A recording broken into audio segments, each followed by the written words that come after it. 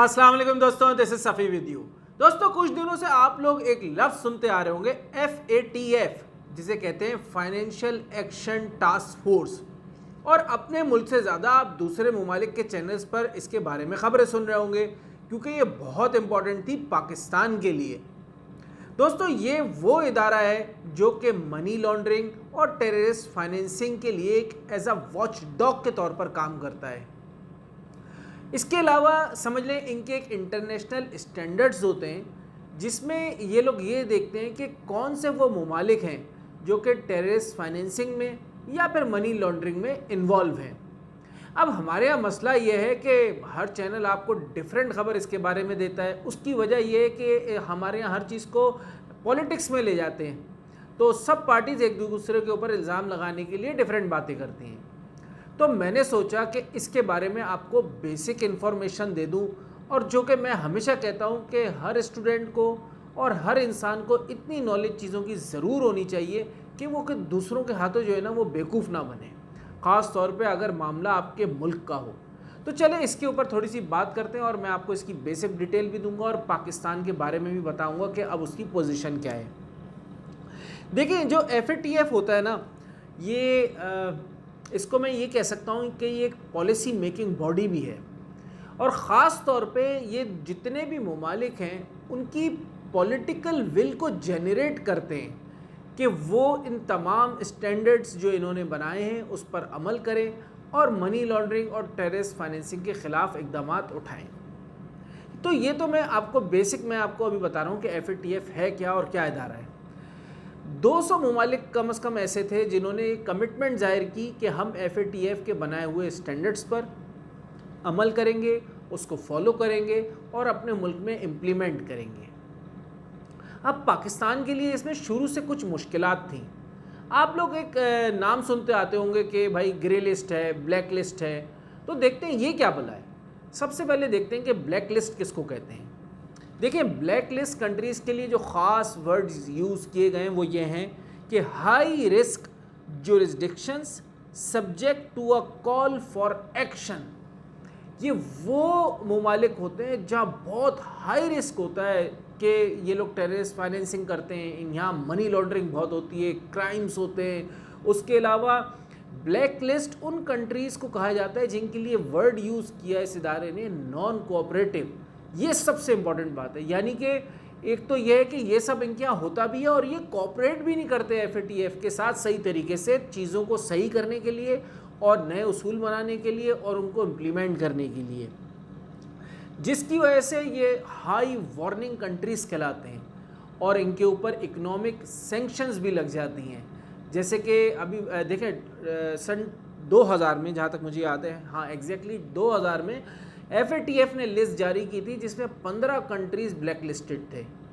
लेकिन आज इसमें मेनली सिर्फ 2 कंट्रीज़ हैं, एक ईरान और दूसरा नॉर्थ कोरिया। तो ये तो है ब्लैक लिस्टेड कंट्रीज़।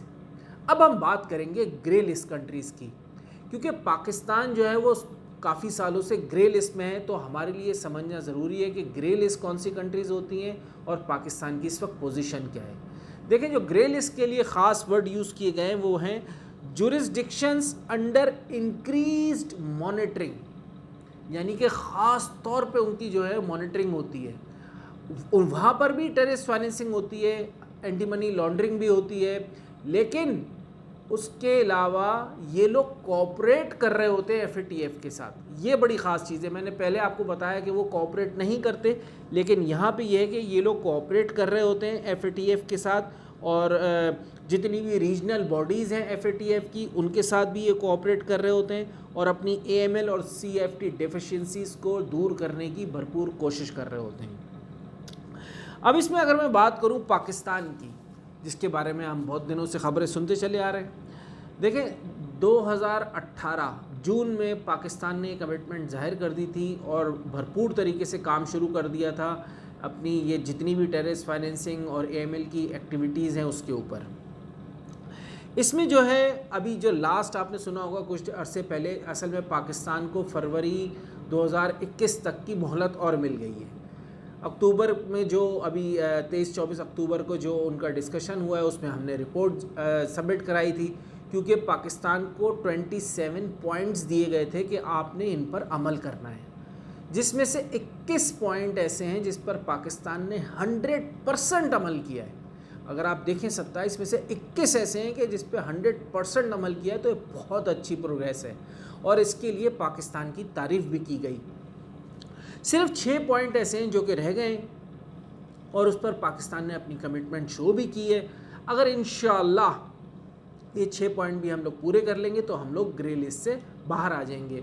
वैसे मैं आपको बताऊं कि इसकी स्टैंडर्ड्स जो है ना, FATF इदारा जो है वो बार बार इसको रिव्यू कर रहा होता है चीज़ों को और चेक कर रहा होता है, ताकि जो है कभी भी कोई चेंजेस करनी हो, कुछ करनी हो तो उसको अमल में लाया जा सके। अब पाकिस्तान में देखें मसले क्या है, क्रॉस बॉर्डर करेंसी के मसले हैं, उसके अलावा जो है वो international cooperation terrorist financing crisis का मसला है, उसके अलावा जो है वो जो हमारे लॉज हैं AML और CFT के, उसमें जो वायलेशंस हैं उसके ऊपर काम करने की ज़रूरत है, कंट्रोलिंग की ज़रूरत है फैसिलिटीज़ और सर्विसेज के ऊपर। तो ये सब वो सारी चीज़ें जो अभी पाकिस्तान को और ज़्यादा मजबूत करनी है।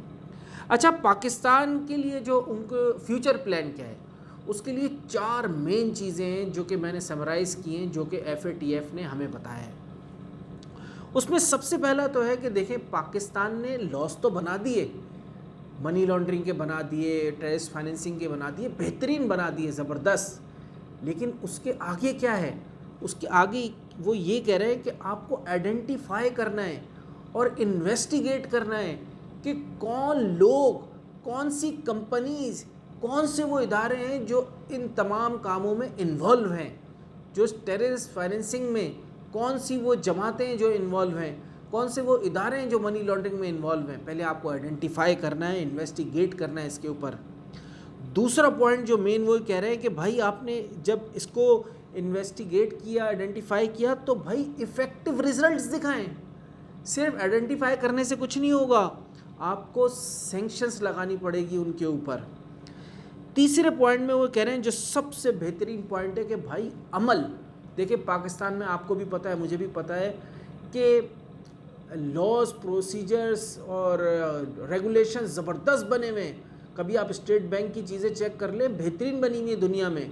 क्योंकि मैं 10 से 12 ममालिक की कंट्रीज़ की बैंकिंग ऑपरेशंस और सारे मैटर्स देखता हूँ ग्लोबली, तो मुझे तो पता है कि जब मैं कंपेयर करता हूँ तो पाकिस्तान में बहुत अच्छी चीज़ें बनी हुई हैं।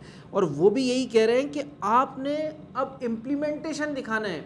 जो लोग, जो इदारे इसमें शामिल हैं, उनके एसेट्स को फ्रीज़ करें, उन पर पेनल्टीज़ लगाएं, और जो आपकी प्रोविंशियल गवर्नमेंट्स हैं या फिर अथॉरिटीज़ हैं उनको इसमें इन्वॉल्व करें, और जो क्रिमिनल्स पकड़े जाते हैं उन पर पेनल्टीज़ लगाई जाएं। यानी कि आपको अब अमल शो करके दिखाना है। तो ये वो पॉइंट्स हैं जिसके ऊपर अब पाकिस्तान को काम करना है, ताकि वो इंशाअल्लाह इस ग्रे लिस्ट में से बाहर आ जाए और जो है वो हमें जो भी प्रॉब्लम्स फेस करनी पड़ रही हैं वो ख़त्म हो जाए। तो दोस्तों, ये वो बेसिक नॉलेज है जो मैं समझता हूँ हर पाकिस्तानी को पता होनी चाहिए।